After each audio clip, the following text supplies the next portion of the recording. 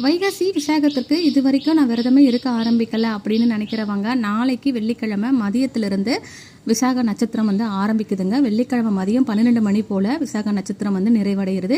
இருந்தாலும் சனிக்கிழமையே வைகாசி விசாகமாக கருதப்படுறதுனால அன்னைக்கு நாள் முழுதும் நீங்கள் விரதம் இருந்து வழிபாடு செய்யலாம்.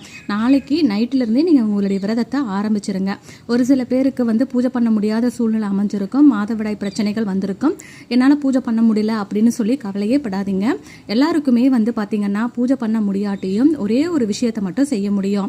முருகனுடைய திருநாமங்களை மட்டுமே சொல்ல முடியும், அவருடைய மந்திரங்களை பாராயணம் பண்ண முடியும். அப்படி எந்த மாதிரி மந்திரங்களை பாராயணம் பண்ணணும்னு பார்த்தீங்கன்னா கந்த சஷ்டி கவசம், கந்த குரு கவசம், கந்தர் அனுபூதி, திருப்புகழ், வேல்மாறல் போன்ற பாடல்களை நாம பாராயணம் பண்ணலாம். நான் ஒரு 5 பாடல்கள் திருப்புகழ் தேர்ந்தெடுத்து PDF வடிவில் எடுத்து வச்சிருக்கேங்க. வேணுங்கிறவங்க கமெண்ட்ல PDFன்னு டைப் பண்ணுங்க. நம்ம சேனலையும் ஃபாலோ பண்ணிக்கோங்க. உங்களுக்கு ஆட்டோமேட்டிக்கா PDF வந்துடும். அதை பயன்படுத்தி நீங்க பாராயணம் பண்ணலாம்.